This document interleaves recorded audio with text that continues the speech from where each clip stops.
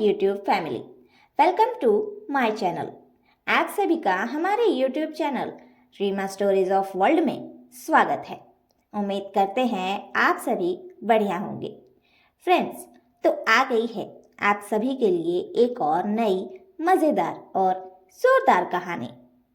तो कहानी शुरू करने से पहले अगर आपने हमारे चैनल को सब्सक्राइब नहीं किया है तो अभी कर ले और बेल आइकन दबाना बिल्कुल भी ना भूलें, ताकि हमारे हर न्यू वीडियो की नोटिफिकेशन आपके पास सबसे पहले पहुंचे। तो चलिए आपका ज़्यादा समय न लेते हुए कहानी शुरू करते हैं। अमीर खानदान की पहली अरेंज मैरिज। इस खानदान में वसुधा घर की मुखिया थी। उम्र में वे सबसे बड़ी। अनिल और अखिलेश वसुधा के दो बेटे। उन दोनों की पत्नियां भी थी, नेहा और प्राची। घर में इकलौता एक ही बच्चा था, जो कि अखिलेश और प्राची का बेटा था, प्रेम। इस खानदान का नियम था, आज तक ना ही इस घर में बेटी पैदा हुई है और ना ही किसी बेटे ने अरेंज मैरिज की है, बल्कि आज तक इस खानदान में सभी की लव मैरिज ही है। यहाँ तक कि वसुधा भी इस घर में प्यार करके शादी करके ही आई थी, और उसके आने के बाद से भी एक भी अरेंज मैरिज उसकी मर्ज़ी से हुई ही नहीं। इस बात से वसुधा चिंतित रहती है। आखिर प्रेम क्या करेगा? उसका इकलौता पोता है। अगर उसने भी किसी लड़की से लव मैरिज कर ली तो फिर वो क्या करेगी?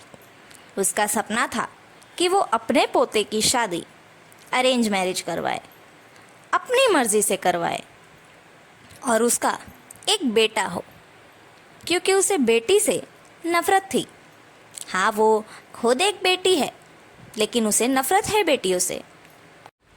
प्रेम अब्रॉड में रहता था और पढ़ाई करता था। अपने घर में सभी से बातचीत भी करता था, पर कहता था कि जब तक मेरी पढ़ाई पूरी नहीं हो जाती तब तक मैं इंडिया में वापस आऊँगा ही नहीं। ये सुनकर सब उदास ही रहते थे, पर फिर भी कहते थे कि चलो कम से कम पढ़ लिख कर कुछ अच्छा तो बन जाए। और इस उम्मीद में सभी ने प्रेम को वहीं रहने दिया।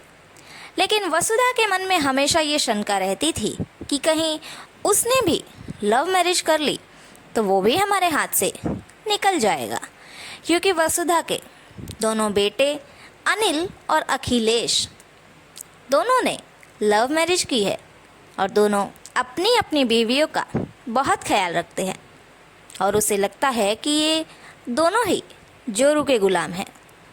ये खानदान बहुत ही अमीर है, हीरो का बिजनेस भी है, लेकिन सोच बड़ी ही छोटी। वसुधा की सोच थी अरेंज मैरिज सही और लव मैरिज गलत, पर प्रेम ऐसा नहीं सोचता था।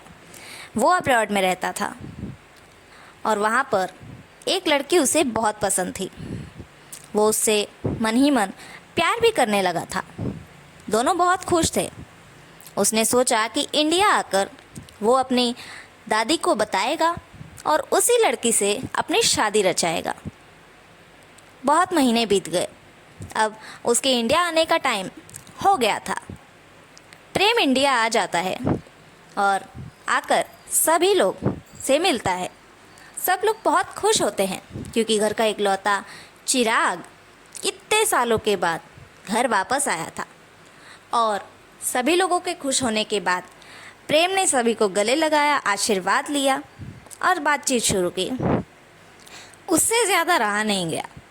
2-4 दिन के बाद ही उसने अपनी दादी को बताया कि उसे अब्रॉड में एक लड़की पसंद आई है और उसे उसी से शादी करनी है।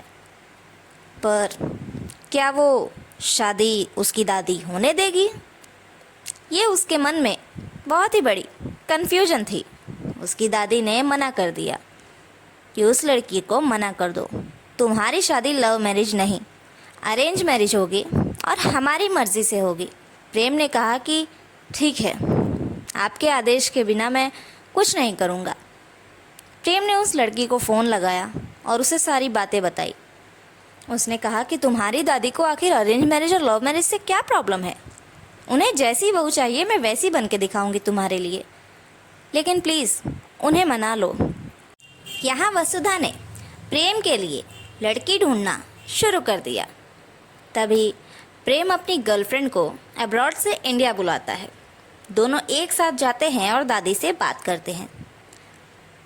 वो लड़की जिसका नाम खुशबू था, वो कहती है, दादी आपको जैसी बहू चाहिए मैं वैसी बनने को तैयार हूँ। आपको खाना बनवाना है मैं सीख लूँगी, आपको आपके पैर दबाने हैं मैं वो भी कर दूँगी, और अगर आप चाहें तो हम दोनों ये बात कभी किसी को नहीं बताएंगे कि हम दोनों शादी से पहले प्यार करते थे। हम सबसे यही कहेंगे कि हमारी अरेंज मैरिज है टोटली। फैमिली वालों ने लड़का और लड़की पसंद किया और शादी की। हम एक दूसरे को नहीं जानते थे। आप चाहेंगी तो हम ये झूठ भी बोल देंगे, और आप जो कहेंगी मैं सब करूँगी। बस मुझे प्रेम से दूर मत कीजिए, क्योंकि इसके बिना मैं नहीं जी पाऊँगी। दादी ने 2 दिन का समय लिया और कहा कि 2 दिन के बाद अपना फैसला बताएगी। पोते की खुशी के बिना दादी भी नहीं रह सकती थी। पोते ने भी कह दिया, दादी अगर आप चाहे तो हमारी शादी जैसे चाहे वैसे करवा सकती है, जो रस्में जो रिवाज करने हो। हम दोनों के अरमान बस इतने हैं कि हम ज़िंदगी भर साथ रहें। बाकी शादी ऐसे हो वैसे हो, इतना खर्चा हो या ना हो, कोई सपना नहीं है। तो आपको जैसे मर्ज़ी आप वैसे कीजिए। उसके बाद दादी भी कब तक अपने पोते की खुशी से उसे वंचित रखती। वो मान जाती है और इन दोनों की शादी पूरे धूमधाम से करवाती है। सभी लोग घर में बहुत खुश थे, क्योंकि घर के इकलौते चिराग की शादी जो थी, बैंड बाजा बारात और सारे रस्में रिवाज एकदम अच्छे से और बहुत ही धूम धड़ाक से हुए। और बहू भी बहुत अच्छी मिल गई थी दादी को। वो सबकी बहुत सेवा करती थी, सबका बहुत ख्याल रखती थी। बहुत प्यारी बहू है।